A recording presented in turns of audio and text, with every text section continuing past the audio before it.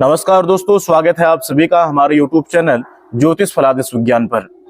जैसा कि आप सभी को विदित है कि आजकल हमारी चर्चा परिचर्चा लघु पाराशरी पर चल रही थी और हमने अपने वीडियो के माध्यम से लघु पाराशरी के सिद्धांतों को, लघु पाराशरी के सूत्रों को, लघु पाराशरी के नियमों को समझने का प्रयास किया। पूर्व की वीडियो के द्वारा लघु पाराशरी के अंतिम 2 श्लोकों की चर्चा करी।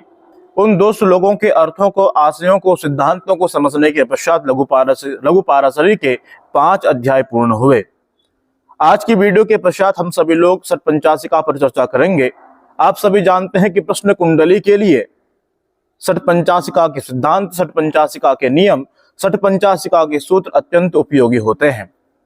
षट्पंचाशिका वराह मिहिराचार्य के सुपुत्र पृथु यशसा के द्वारा विरचित एक बहुत ही महत्वपूर्ण अतुलनीय पुस्तक है, जिसमें प्रश्न कुंडली के सारे सिद्धांत, प्रश्न कुंडली के सारे नियम, प्रश्न कुंडली के सारे सूत्र संकलित हैं।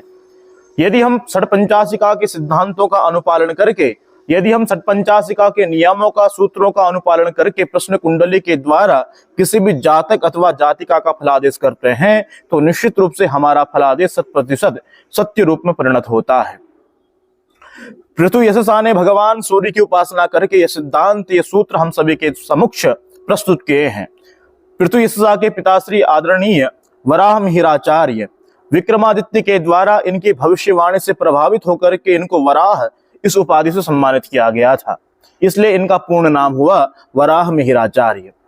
आज के इस बहुत ही महत्वपूर्ण सिद्धांतों की चर्चा को प्रारंभ करने से पूर्व मनुस्मृति के एक श्लोक की हम चर्चा करते हैं, उसके पश्चात आज के इस विषय को प्रारंभ करेंगे। मनुस्मृति में मनु भगवान लिखते हैं कि हीन जाति स्त्रियम मोहात बहंतो द्विजातयः कुलान नेव नयन्त्यासु संतानानि सुदृताम। प्रायः बहुत सारे लोग कहते हैं कि ब्राह्मणों ने अनेकों वर्णों के ऊपर राज करने के लिए अनेकों वर्णों को हीन भावना से देखा और उनके लिए अनेक सिद्धांत, अनेक नियम उनके द्वारा लिखे गए, लेकिन ऐसा अनुचित है। मनु भगवान ने जितने नियम, जितने सिद्धांत, जितने सूत्र ब्राह्मणों के लिए बताए हैं, शायद ही कोई ऐसा वर्ण होगा जिनके लिए इतने सिद्धांत बताए गए हों।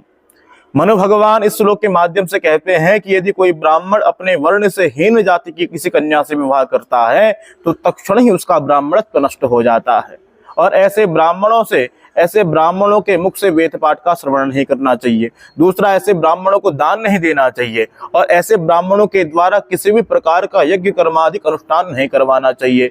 और तीसरा, ऐसे ब्राह्मणों के द्वारा यदि किसी भी प्रकार का नियम धर्म आपको बतलाया जाता है तो उससे आपको बचना चाहिए।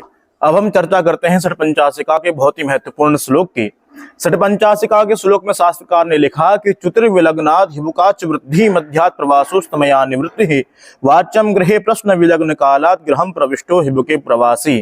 शास्त्रकार कहते हैं कि जितने भी च्युतिपरक प्रश्न है, उन च्युतिपरक प्रश्नों का विचार करने के लिए जन्म कुंडली का लग्न भाव देखना चाहिए। और साथ ही साथ यह भी दिशा निर्देशित किया कि अगर लग्न पर चर राशियां हैं तो अवश्य ही च्युति जाननी चाहिए, अगर लग्न पर स्थिर राशियां हैं तो च्युति नहीं समझनी चाहिए, अगर लग्न पर दुस्वभाव राशियां हैं तो विलंब से च्युति समझनी चाहिए। चतुर्विलग्नाद हिबुकाच वृद्धि, हिबुक यानी जन्म कुंडली के चतुर्थ स्थान, जन्म कुंडली के चतुर्थ स्थान से वृद्धि परक प्रश्नों का विचार करना चाहिए। अगर प्रश्नकर्ता वृद्धि परक प्रश्न आपसे पूछ रहा है तो जन्म कुंडली के चतुर्थ स्थान से प्रश्नकर्ता के प्रश्नों का उत्तर किसी भी ज्योतिषवेत्ता को देना चाहिए। फिर तीसरा कहा कि मध्यात् प्रवासो, जन्म कुंडली के दसम स्थान से प्रवास संबंधी प्रश्नों का विचार करना चाहिए। अगर कोई प्रश्नकर्ता आपसे प्रश्न पूछ रहा है कि हम इस स्थान पर जाकर के व्यापार करना चाहते हैं तो कैसा रहेगा, या हम इस स्थान से आयात निर्यात करवाना चाहते हैं तो कैसा रहेगा, इस प्रकार के प्रश्नों का विचार जन्म कुंडली के दसम भाव से किसी भी ज्योतिषवेत्ता को करना चाहिए। और साथ ही साथ कहा कि जन्म कुंडली के सप्तम स्थान से निवृत्ति परक प्रश्नों का विचार करना चाहिए। अगर कोई आपसे प्रश्न पूछ रहा है कि हम इस रोग से निवृत्ति चाहते हैं तो कब तक इस रोग से निवृत्ति होगी या नहीं होगी, इस प्रकार के प्रश्नों का विचार जन्म कुंडली के सप्तम भाव से समझना चाहिए। अगर कोई आपसे प्रश्न पूछ रहा है कर्ज से निवृत्ति कब तक होगी, शत्रुओं से निवृत्ति कब तक होगी, तो इस प्रकार के प्रश्नों का विचार करने के लिए ज्योतिषवेत्ता को जन्म कुंडली के सप्तम भाव पर विचार करना चाहिए। और साथ ही साथ यहाँ पर भी वही सिद्धांत कार्य करेगा। अगर चर राशियां होंगी तो निश्चित निवृत्ति हो जाएगी, अगर स्थिर राशियां होंगी तो निवृत्ति नहीं होगी, अगर स्वभाव राशियां होंगी तो निवृत्ति में विलंब होगा। तो दर्शकों, आज की वीडियो में छठ पंचाशिका के प्रथम श्लोक की परिचर्चा मैंने आप सभी के समक्ष की है।